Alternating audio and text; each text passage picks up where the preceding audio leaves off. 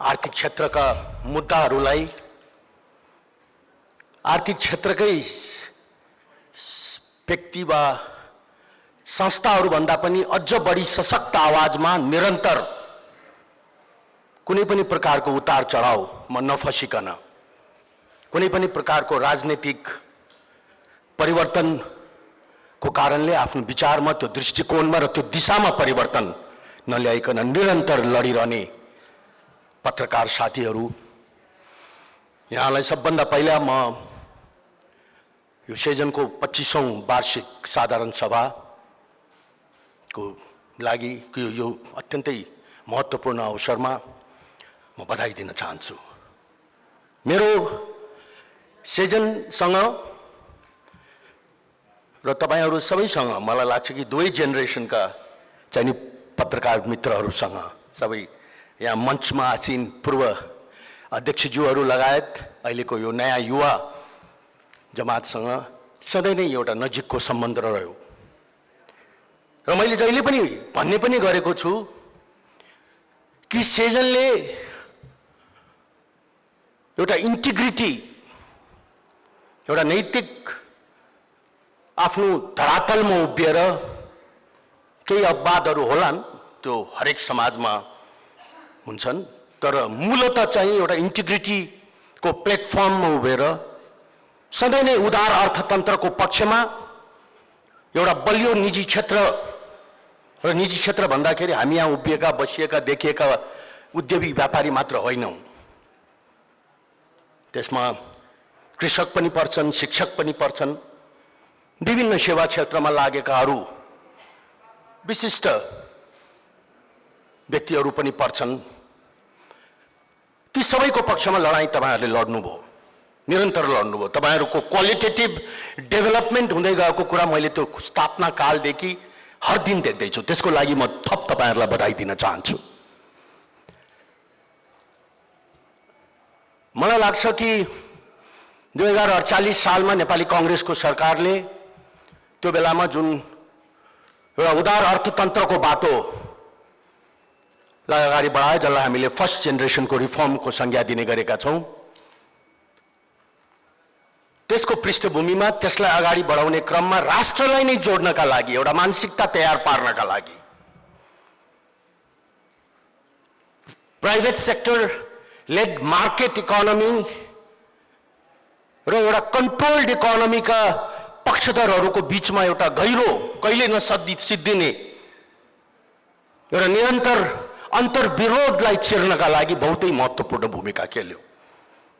फलस्वरूप त्यो बेला गरिएका ती चेन्जेसहरूले 35% जीडीपी को लगभग 7वटा नयाँ क्षेत्रलाई खुला रूपमा सञ्चालन हुन सक्ने वातावरण बनायो। टिप्पणी तन्त्र र लाइसेन्स राजको अन्त गर्यो धेरै हदसम्म, र केही वर्ष अगाडिसम्म लगभग प्रत्येक वर्ष नै सरकार बदलिने एउटा नियतिबाट मुलुक गुज्रेर पनि त्यो बेला गरिएका त्यो रिफर्म्सको त्यो धाराले, त्यो मूल प्रभावले इकोनोमीलाई अगाडि बढाउने काममा लागि नै रह्यो। त्यो अर्को मलाई लाग्छ कि सेजनको बहुत महत्त्वपूर्ण उपलब्धि थियो र छ पनि। अहिले भर्खरै यो यहाँ प्रकाशित यो सोभिनिर चाहिँ पल्टाउने क्रममा मैले डाक्टर विश्व पौडेलको एउटा आर्टिकल देखेँ। अब सायद मेरो विचारमा उपाध्यक्ष हुनुभन्दा पहिले लेख्नुभयो होला, तर त्यो लेखेको कुरा पनि आज पनि त्यत्तिकै सान्दर्भिक छ। उहाँले त्यसमा के लेख्नुभयो देखेँ भने, मुलुक एकचोटि फेरि लाइसेन्स राजतिर फर्क्यो। म उहाँलाई कोट गर्दैछु उहाँको आर्टिकलको माध्यमबाट। इन्स्योरेन्स कम्पनी खोल्न पनि लाइसेन्सै चाहिने, स्टक एक्सचेन्जको ब्रोकर बन्न पनि लाइसेन्सै चाहिने, पावरलाई चाहिँ कनेक्ट गर्नको लागि विभिन्न तहका लाइसेन्स चाहिने, मुलुकका उद्यमीहरूले 10 रुपियाँ तिर्नुपर्ने पावरको मूल्य 4 रुपियाँमा हामी एक्सपोर्ट गर्दाखेरि हामीले बहुत ठुलो उपलब्धि एक्सपोर्ट त गर्नै पर्छ, नेपालको आधारशिला हो एक्सपोर्ट गर्ने। त यी कयौं प्रकारका विकृति अब हुन थाल्यो कि अब कुलमानजी फेरि आउनु भएको छ, ती विकृतिहरू पनि बिस्तारै सुध्रेलान्। मतलब केही बेसिक फन्डामेन्टल कुरामा मुलुक केही दिन केही हालका वर्षहरूमा पछाडि फर्किने काम भयो। यहाँ साथीहरूले सेजनकै एउटा पूर्व अध्यक्ष सायद किरणजी नै हो जस्तो लाग्छ मलाई कि एउटा इकोनोमीलाई फ्रन्टबाट लिड गर्नुको सट्टा बिचौलियाहरूबाट निर्देशित इकोनोमी र इकोनोमीका फन्डामेन्टल्सहरूलाई ड्राइभ गर्ने वातावरण बन्यो। आजको यो लिक्विडिटीको क्रन्च, अहिलेको यो इन्भेस्टमेन्टमा देखिएको उदासीनता थुप्रै मतलब अत्यन्तै नगरी नहुने केही पुराना फोहोरहरू सोर्नु पर्ने र केही नयाँ प्रश्न अत्यन्त महत्त्वपूर्ण जो सेकेन्ड जेनेरेसन भनेर जुन हामी बार बार भन्ने गरेको छु, म पनि भन्ने गरेको छु, तपाईले त त्यसको लागि एउटा छुट्टै स्मारिका नै निकाल्नुभयो। त्यो चाहिँ अविलम्ब निकाल्नु चाहिँ अगाडि बढाउनु पर्ने अहिलेको आवश्यकता हो। र आई एम ह्याप्पी कि वी हेभ चाहिँ डाक्टर विश्व पौडेल जस्तो एउटा सम्पूर्ण कुरा बुझेको, बाहिरबाट पनि भित्रबाट पनि। भनेको मतलब विभिन्न प्राइभेट सेक्टरका अर्गनाइजेसन सँगको पनि अन्तर्क्रियाको माध्यमबाटले, सहकार्यको माध्यम लिएर अहिले चाहिँ योजना आयोगको उपाध्यक्षको हैसियतले सरकारमा। त्यस्तै गरिकन माननीय अर्थमन्त्रीज्यू जानुभयो, एउटा कोअलिसनको गभर्मेन्ट हो, कोअलिसनका गभर्मेन्टका आफ्नै चाहिँ चुनौतीहरू हुन्छन्, तर त्यसको बावजुद पनि म उहाँलाई कङ्ग्रेचुलेट गर्छु कि उहाँ केही बोल्ड डिसिजन्सहरू गर्न खोजिराख्नु भएको छ।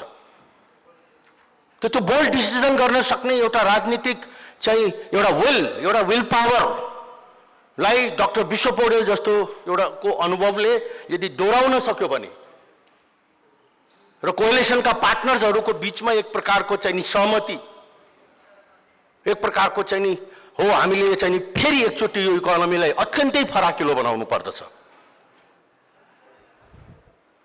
फेरि एकचोटि चाहिँ खडा गरिएका चाहिँ विभिन्न प्रकारका आइरन गेट्सहरूलाई भत्काउनु पर्दछ।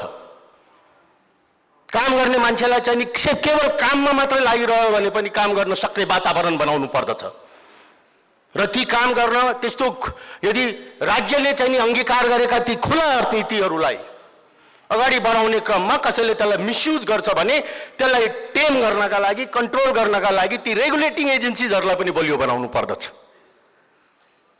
एक दुई चाहिँ आइसोलेटेड एक्जाम्पललाई अगाडि सारेर त्यो सेक्टरकै धोका थुन्नु भनेको त्यो राज्यलाई विकासको बाटोमा अगाडि बढ्नुबाट थुन्नु हो। They cannot be taken as the basis. त म अहिलेको यो वर्तमान नेतृत्वलाई, सेजनलाई, जसले एकदम स्पष्टसँग अघि पनि मैले भने पहिलो चाहिँ नि यो रिफर्मको पक्षमा उभियो, फेरि एकचोटि म आह्वान गर्न चाहन्छु कि तपाईहरुको अगाडि पनि ती उन्नति, ती चुनौतीहरू त्यत्तिकै गहन छन्। यसलाई एउटा नयाँ दिशा दिनका लागि यो चाहिँ कोअलिसन सरकारको म फेरि दोहोऱ्याउन चाहन्छु कि अलिकति कोअलिसन सरकारका आफ्नै चुनौतीहरू हुन्छन्। त्यो चुनौतीहरूलाई चिर्नका लागि कोअलिसन गभर्नमेन्टका के ठाउँमा बसेका पोलिसी मेकर्सहरूको हात बलियो पार्नका लागि स्पष्टताका साथ एक भइकन तपाईहरुले फेरि एकचोटि त्यो पुश गर्नुपर्ने आवश्यकता छ। र त्यसरी मात्रै यो सेकेन्ड जेनेरेसनको चाहिँ रिफर्म अगाडि बढ्ला भन्ने मेरो आफ्नो बुझाइ र मान्यता हो र म तपाईहरुलाई त्यो तपाईहरु गर्न सकुन्, त्यो गर्न तपाईहरु सक्षम हुनुहोस् भन्ने शुभकामना दिँदै यो 25 वर्षको अत्यन्तै सफल यात्रा भन्छु म। र म फेरि पनि दोहोऱ्याउन चाहन्छु कि आज हामी यस्तो एउटा चाहिँ पत्रकारको जमात चाहिँ सेजनको माध्यमबाट चाहिँ राज्यका अगाडि उभिएको देख्छौं, जो कि कन्सियस छ, आफ्नो इन्टिग्रिटीको राजनीति गर्छ, पढ्ने लेख्ने कोसिस गर्छ, इश्यूजलाई बुझ्ने कोसिस गर्छ र सही कुरालाई जनताको अगाडि राख्न खोज्छ। त्यो अत्यन्तै महत्त्वपूर्ण पाटो हो। फेरि एकचोटि यो महत्त्वपूर्ण अवसरमा मलाई बोल्न दिनुभयो र बोल्न पनि अलिकति पालो मिचेरै बोल्न दिनुभयो। त्यसको लागि धन्यवाद दिँदै म यहाँबाट बिदा पनि हुन चाहन्छु। नमस्कार। आर्थिक क्षेत्रमा खुला बजार नीतिको सुरुवात भएको हो। अर्थतन्त्रको धेरै क्षेत्रमा सरकारी एकाधिकारको अन्त गरी निजी क्षेत्रलाई खुला गरियो। विदेशी लगानी भेट्याउन सहजकालीन व्यवस्था भयो। त्यसैले लगानीकर्ताको मनोबल बढ्नुका साथै मुलुकमा आर्थिक गतिविधिहरू बढ्दै गए। मुलुकको आर्थिक नीतिमा सुधार गरिएको केही वर्षसम्म उत्साहपूर्ण रूपमा निजी लगानीमा वृद्धि भएको थियो। औद्योगिक, ब्याङ्क तथा वित्तीय संस्थाहरू, वायु सेवा कम्पनी, जलविद्युत मात्रै होइन, स्कुल, कलेज, विश्वविद्यालय, सडक, विद्युत, खानेपानी र अस्पतालहरूमा समेत निजी क्षेत्रले तिनै आर्थिक सुधारका जगमा टिकेर उदाहरणीय काम गरेको छ। सरकार तथा निजी क्षेत्रले गरेको कमी कमजोरीलाई उजागर गर्ने,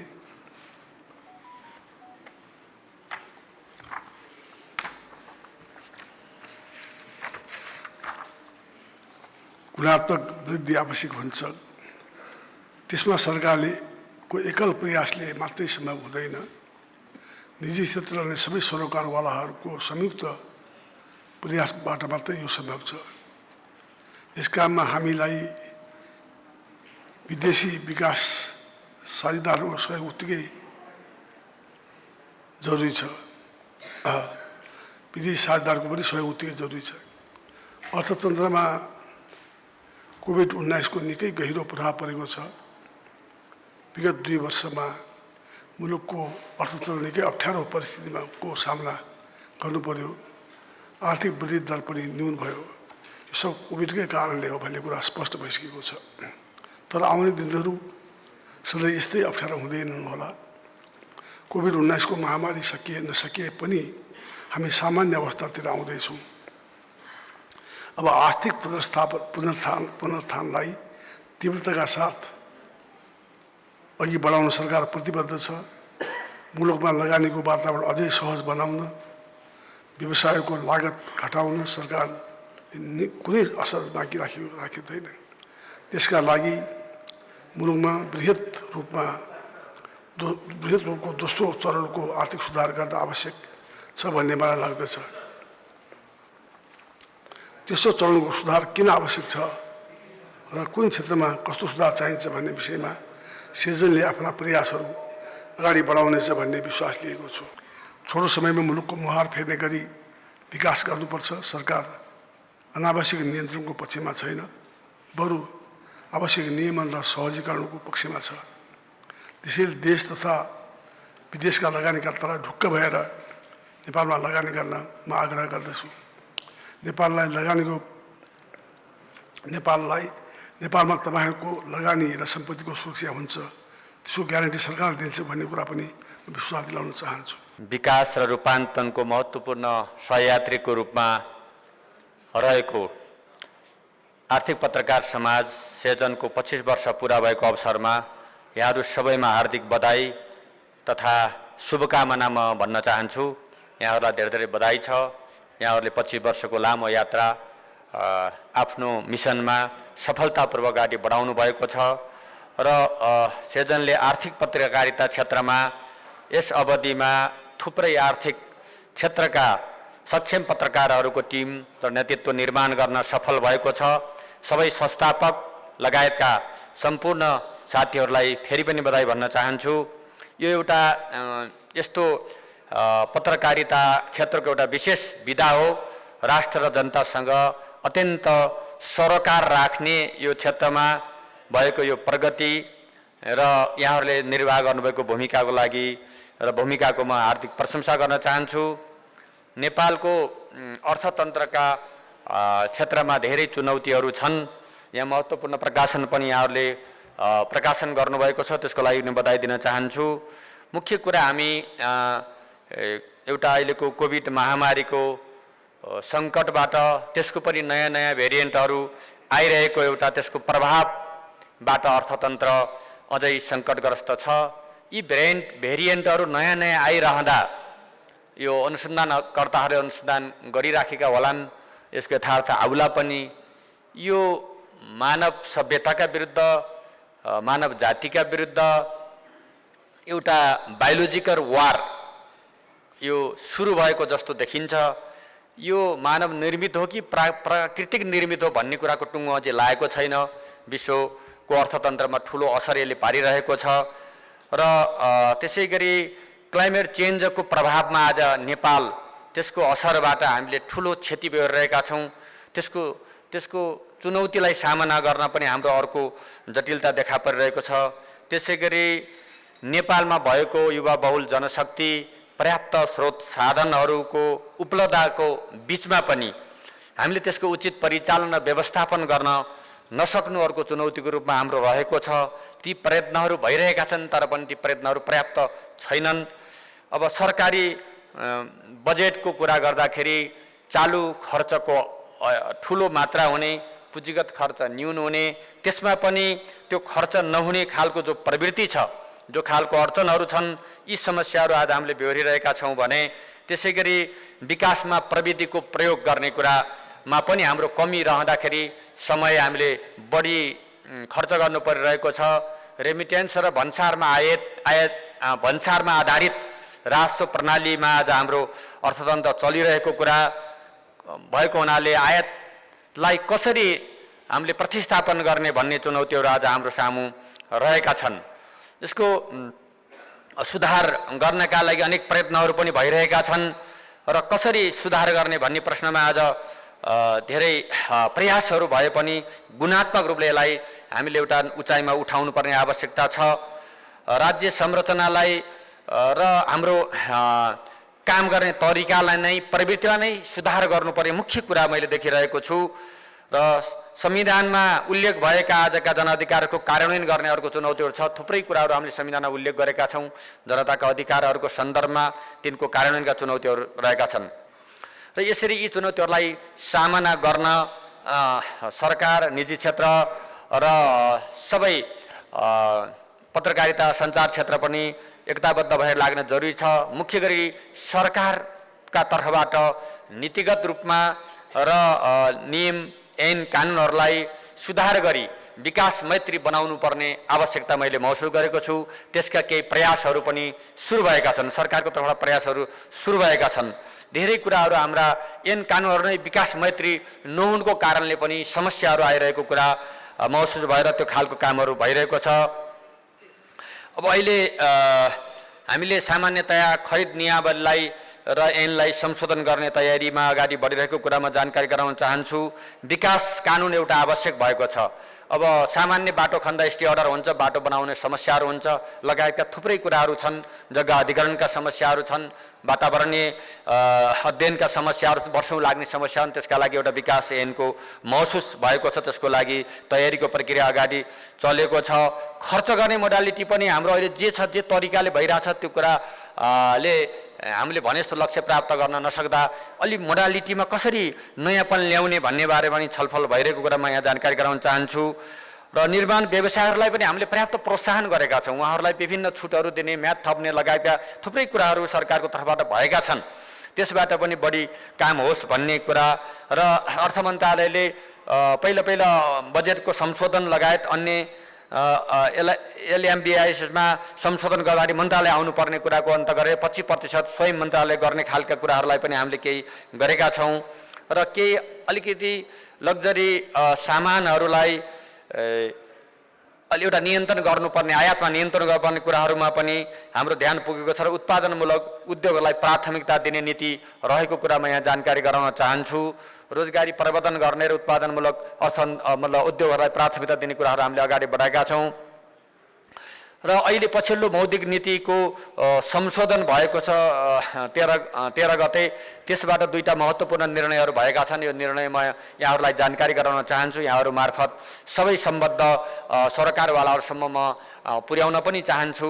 गैर आवासीय नेपालीहरूले डलर खाता खोल्नका लागि राष्ट्र ब्याङ्कले त्यसलाई सहजीकरण गर्ने एउटा विधिहरू बनाएको छ र संस्थागत रूपमा पनि व्यक्तिगत रूपमा पनि खाता खोल्न पाइनेछ। न्यूनतम $5,000 खाता खोल्न पाइने र त्यो मुद्दती खाता 1 वर्षको हुनेछ र त्यसको लागि बचत खाता पनि खोल्ने र ब्याज त्यसरी सम्बन्धित देशमा फेरि 1 वर्षपछि पैसा फिर्ता लिन पनि पाउने, बचतबाट ब्याजबाट आएको पैसा पनि फिर्ता लिन पाउने व्यवस्था पनि गरिएको छ। बैंक प्रणालीबाट ल्याउने र लैजाने विधिलाई पनि सुनिश्चित गरेको कुरा म जानकारी गराउन चाहन्छु। यसले एनआरएनहरू र उहाँहरूसँग सम्बद्ध संस्थाहरू 1 वा 2 वटा संस्थाहरूले पनि संस्थागत रूपमा पनि खाता खोल्न पाउने व्यवस्था, डलर खाता खोल्न पाउने व्यवस्था गरेको छ।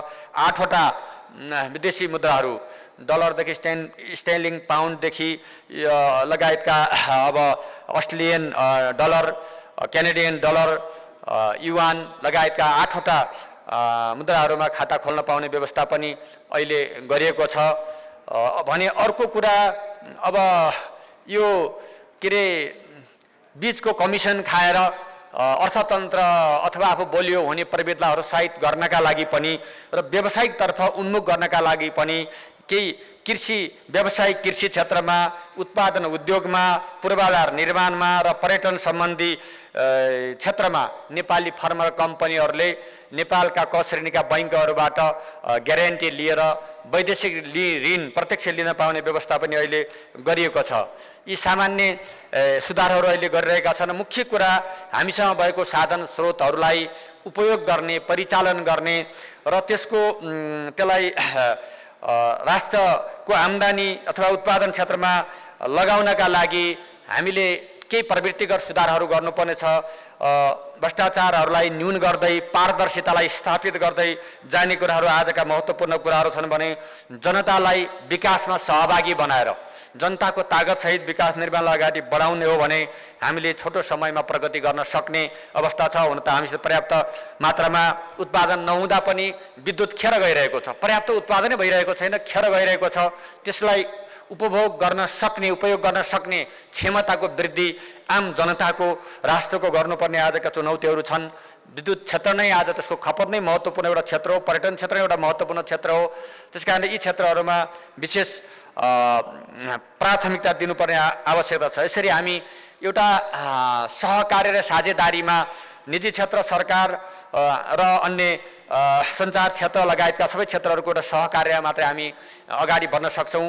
अघि सम्माननीय प्रधानमन्त्रीले भन्नुभएको कुराको स्पिड पनि मैले त्यही नै बुझेको छु। त्यसकारणले यतातिर लगानीलाई प्रोत्साहन गर्ने नीति सरकारको रहेको, अर्थ मन्त्रालय त्यो खालको नीतिहरू निर्माण गरेको कुरा पनि यहाँहरूलाई जानकारी गराउँदै सेजनले खेलेको भूमिका र सकारात्मक कुराहरूलाई स्थापित गर्ने र नीतिगत भ्रष्टाचार लगायतका तमाम कुराहरूमा आउने समस्याहरूलाई उजागर गर्ने कुरामा यो आफ्नो बाटोमा अगाडि बढ्नेछ भन्ने कुरा समेत राख्दै यहाँहरूको उत्तरोत्तर प्रगतिको हार्दिक शुभकामना सहित यहाँको क्षमता वृद्धि लगायतका अन्य सहयोगहरू अर्थ मन्त्रालयले गर्ने कुरामा पनि प्रतिबद्धता म यहाँ राख्दै बिदा हुन्छु।